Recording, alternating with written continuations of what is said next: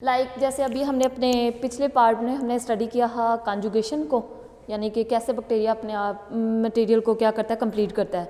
और अब हम इस पार्ट में यानी कि ट्रांसफॉर्मेशन में स्टडी करेंगे कि इसमें भी यही होना है कि जेनेटिक मटेरियल को ट्रांसफ़र कैसे करना है। तो सबसे पहले हमें पता होना चाहिए कि ट्रांसफॉर्मेशन को सबसे पहले किस साइंटिस्ट ने किस ऑर्गेनिज्म के ऊपर इसको सबसे पहले अप्लाई किया था। ठीक है, गिफ्ट सबसे पहला साइंटिस्ट था जिसने ट्रांसफॉर्मेशन के बारे में बताया था। और ये बहुत ही MCQs वाइज बहुत ही इंपॉर्टेंट चीज़ें होती हैं जो कि हिस्टोरिकली यानी कि हिस्ट्री के बारे में पूछी जाती है, हिस्ट्री बैकग्राउंड पूछा जाता है किसी भी टॉपिक को लेकर, तो आपको इन चीज़ों को बहुत ही अच्छे से मेमोराइज करना चाहिए। ठीक है ना, न्यूमेरिकल जितनी भी चीज़ें बताई जाती हैं। ठीक, जैसे कि यहाँ पे मैंने लिखा हुआ है कि गिफ्ट ने ना 1928 में ट्रांसफॉर्मेशन को डिस्क्राइब किया था फर्स्ट टाइम। ठीक हो गया, लेकिन सबसे पहले इसने किसके ऊपर किया था? इसने किया था वो बैक्टीरिया, यानी कि हम पढ़ ही क्या रहे हैं, रिकम्बिनेशन इन बैक्टीरिया। ठीक हो गया, बैक्टीरिया के अंदर रिकम्बिनेशन कैसे होती है। तो इसने कौन सा बैक्टीरिया सबसे लिया था? न्यूमोनियोकोकस बैक्टीरिया लिया था, जो कि नाम से पता चल रहा है कि जो न्यूमोनिया काज करता था। ठीक हो गया, उसने सबसे पहले उस बैक्टीरिया को लिया था और उसको ही एज यानी कि एक्सपेरिमेंटल अपने मेथड में इसको यूज़ किया था। लेकिन इसका एक दूसरा नाम है जिसको हम बोलते हैं diplococcus pneumonia, which cause pneumonia in the bacteria. इसने सबसे पहले इसके अंदर ट्रांसफॉर्मेशन को डिस्क्राइब किया था। ट्रांसफॉर्मेशन मेथड में जब इसने परफॉर्म किया था ना, तो इसने 2 स्ट्रेन ली थी।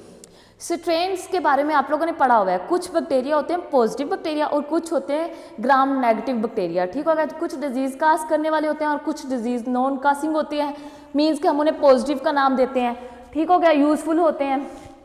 In transformation experiment, Diplococcus having a 2 strain, one strain which cause disease and other strain which non-causing disease।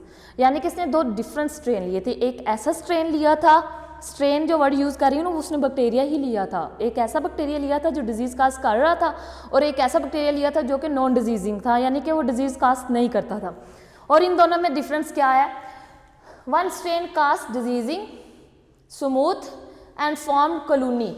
जब हम इसको किसके अंदर ग्रो करते हैं? न्यूट्रन एगर के अंदर ग्रो करवाते हैं। जब इन्हें हम आर्टिफिशियल मटीरिया के अंदर ग्रो करवाते हैं ना, तो जो डिजीज कासिंग बैक्टीरिया होता है वो क्या होता है? स्मूथ कॉलोनी अपनी क्या करता है? बनाता है। ठीक है ना, जबकि अदर स्ट्रेन है ना, वो क्या होता है? नॉन डिजीजिंग होता है, मतलब कि डिजीज कास नहीं करता। और दूसरी बात वो क्या होता है? अनकैप्सुलेटेड होता है, जबकि जो डिजीज कास होता है वो कैप्सुलेटेड होता है। और ये क्या होता है? रफ कॉलोनी को फॉर्म करता है जब इसको हम न्यूट्रन एगर में क्या करते हैं?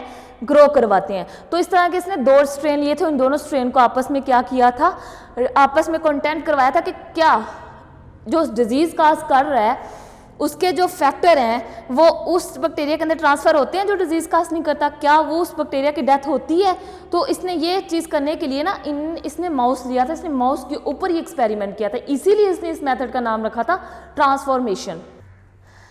मैंने अभी बताया कि ट्रांसफॉर्मेशन में यानी कि उसने 2 स्ट्रेन लिए हैं, एक डिजीज़ काज कर रहा है और एक क्या है? Non diseasing causing bacteria. ठीक है, जो डिजीज़ काज कर रहा है उसको हम बोलते हैं वायरुलेंट स्ट्रेन्स। ठीक है, इसकी जगह आप डिजीज़ कासिंग बैक्टीरिया भी लिख लेते हैं। अब उसने जब एक्सपेरिमेंट किया ना, तो मैंने अभी लिया कि इसने किसके ऊपर ये यानी कि अप्लाई किया था? माउस के ऊपर अप्लाई किया था। तो इसने ना सबसे पहले वो बैक्टीरिया के पार्टिकल लिए जो कि डिजीज़ काज कर रहे थे, और इसने वो जो उसका मिक्सचर था ना, उसने वो इंजेक्शन की मदद से वो स्ट्रेन को किसके अंदर ट्रांसफ़र करवाया? किसके अंदर इंजेक्ट करवाया? माउस के अंदर। तो उसने कुछ ही देर बाद देखा तो उस माउस की डेथ हो गई थी। क्यों? उसने माइंड में रखा कि जी मैंने वो स्ट्रेन लिया है जो डिजीज़ काज कर रहा था, तो वो बैक्टीरिया का जो पार्टिकल था ना, डिजीज़ कासिंग पार्टिकल, वो किसके अंदर ट्रांसफ़र हो गया? माउस के अंदर, तो माउस की होगी डेथ। ठीक, उसने दोबारा एक्सपेरिमेंट किया इसी चीज़ को क्लियर करने के लिए। उसने अब क्या लिया? उसने वो स्ट्रेन नहीं लिया जो डिजीज़ काज कर रहा था, अब की बार उसने कौन सा स्ट्रेन लिया? वो लिया जो कि डिजीज़ कासिंग नहीं था, जो डिजीज़ कास नहीं कर रहा था, यानी कि ए वायरुलेंट स्ट्रेन लिया, और उसने उसी तरह उसी मिक्सचर बनाया और उसको किसके अंदर इंजेक्ट करवाया? माउस के अंदर, और वो जिंदा था। अब उसने ये अपने माइंड में एक कंक्लूजन लाया कि ये जो बैक्टीरिया ना, इसके अंदर ऐसे पार्टिकल हैं जो डिजीज़ काज करते हैं, तो जिसकी वजह से माउस की डेथ होगी, और ये डिजीज़ कासिंग नहीं था तो माउस की डेथ नहीं हुई। अब इसने ये देखने के लिए कि क्या एक बैक्टीरिया से दूसरे बैक्टीरिया के अंदर जेनेटिक मटेरियल ट्रांसफ़र होता है, तो इसने क्या किया? वायरुलेंट और ए वायरुलेंट दोनों स्ट्रैंड को मिक्स करके दोनों का स्ट्रैंड मिक्स बना लिया, यानी कि उन्हें मिक्सचर बना लिया। किस तरह से? इसने ए वेरुलेंट का क्या लिया? डीएनए, और इसने DNA of virulent strand plus A virulent strand mixture. इसने क्या किया, वरुलेंट जो कि डिजीज का कर रहा था उसका डीएनए लिया और उसको किस स्ट्रेन के साथ मिक्स करवा दिया, ए वेरुलेंट का, और एक इसने मिक्सचर बना दिया। अब जो इसने मिक्सचर बनाया ना उसके अंदर वो बैक्टीरिया भी हैं जो डिजीज काज कर रहे हैं और वो बैक्टीरिया भी हैं जो डिजीज काज नहीं कर रहे। जब इसने वो मिक्सचर को किसके अंदर इंजेक्ट करवाया, अगेन माउस के अंदर इंजेक्ट करवाया, तो माउस की होगी डेथ। अब उसने यही चीज करवानी थी कि इसका कंक्लूजन क्या है, कैसे डेथ हुई, तो इसने एट द एंड इस मिक्सचर को सामने रखते हुए उसने कंक्लूजन इसका बताया कि जो माउस की डेथ हुई है ना वो डेथ क्यों हुई है। Mouse death is due to the pneumonia caused bacteria that is the virulent strand. जो ये था ना वेरुलेंट स्ट्रैंड जो कि न्यूमोनिया काज कर रहा था, उसके जो कोड था ना वो भी क्या था, कैप्सिड था, यानी कि कैप्सिड कोड था, डिजीज काज कर रहा था।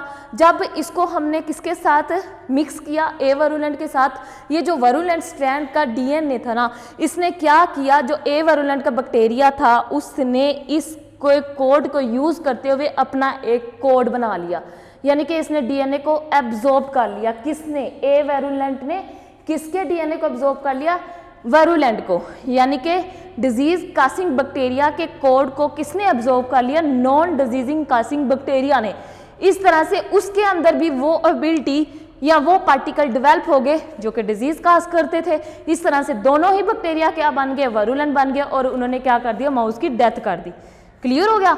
तो उसने लास्ट में ये कंक्लूजन किया कि एक बैक्टीरिया से दूसरे बैक्टीरिया के अंदर जेनेटिक मटीरियल है ना, जो जीन है, वो क्या होते हैं, ट्रांसफर होते हैं, ट्रांसफर हो सकते हैं। तो इसलिए इसने इस पूरे मेथड को क्या नाम दे दिया, ट्रांसफॉर्मेशन। क्लियर हो गया।